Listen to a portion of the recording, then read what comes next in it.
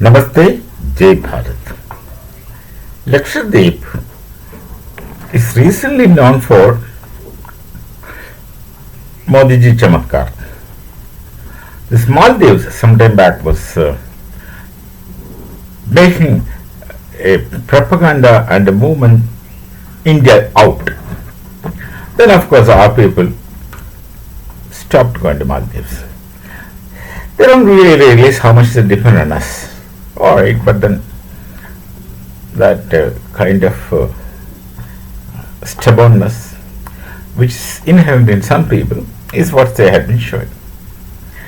When India Out campaign was going on, my Prime Minister just did one thing. He went to Lakshadweep, which of course is Bharat, very, very much Bharat.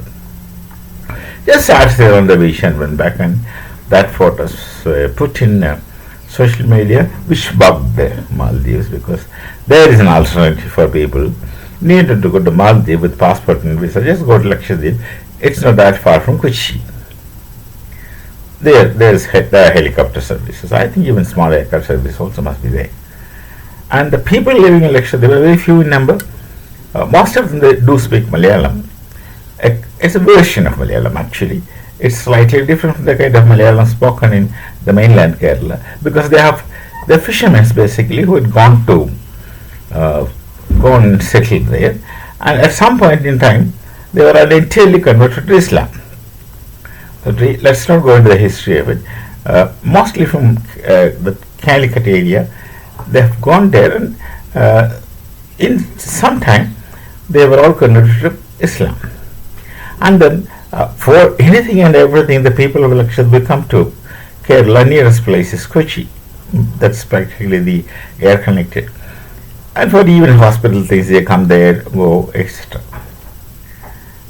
And those people, the people in Ireland, and as it is normal, they're very straightforward, honest, innocent kind of people. But Kerala politicians used to take advantage of the situation in Lakshadweep. First, the leftists who were showing their sympathy to those supposed subaltern, so they become the autochthones for vouching for the welfare. The lefts do. And then of course the radical Islam in Kerala of course is over enthusiastic that these people are Muslims. That's a system in Lakshadweep. Sometime back when Rajiv Gandhi was the Prime Minister of Bharat, he took a cruiser to Lakshadweep with his family, and they had a vacation. He took a break. European style, going for a break, going for a vacation, fine. That also happened. Then also Lakshadweep was in the story. Sometime back, the collector of Lakshadweep, sometime back, long back, I guess 20 years I suppose, was my classmate. So some intimate stories also I heard from him. But they are the people who refused to put the statue of Mahatma Gandhi. And that these innocent people of the Dweep who want to do it at the instance of the Kerala politicians, as implied, understood. There's no evidences. Now the Mitra Dweep, there's many islands. Lakshadweep is a collection of islands. Amini, Minikoi, Kavarati, etc. are the main islands where people live. And there's an island which is called Mitra Dweep. Look at these names. Mitra Dweep. Something like 127 or so families live there. Now this Lakshadweep is actually strategically placed in the Arabian Ocean. And the insurgents who are present in that area, a lot of insurgents present in that area. It's only recently that Popular Front movement's leaders are imprisoned. So this thing had been going on there with funding from outside. There's plenty of jihadi fund going on in the world. So the jihadi funding. Recently, there was a lot of demonstration in Kerala, media especially, save Lakshadweep. Who is destroying Lakshadweep? So they project such kind of stories. Save Lakshadweep movement was there. And some film stars, Malayalam film stars, Kerala film stars, were taking the lead, and some other people were making huge narratives, fake, naturally, obviously, evidently funded by the jihadi radicals. This structure is in Lakshadweep. But Lakshadweep is otherwise strategically placed. And why these jihadis or the radicals are interested in Lakshadweep is just for one thing. That is a center or hub for drug smuggling. It's accessible from both Afghanistan and Pakistan through sea, and reasonably less guarded, and the drug trafficking goes on.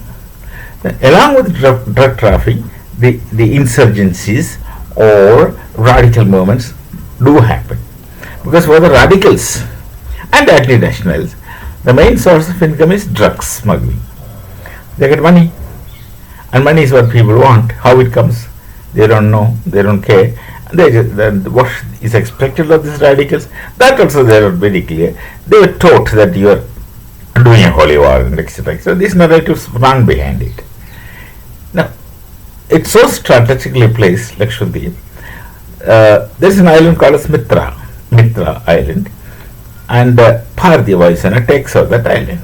Of course, there are some 100-odd families, 120-odd families live there. They will be rehabilitated should they want it in appropriate places, and that little government of India, our defense ministry shall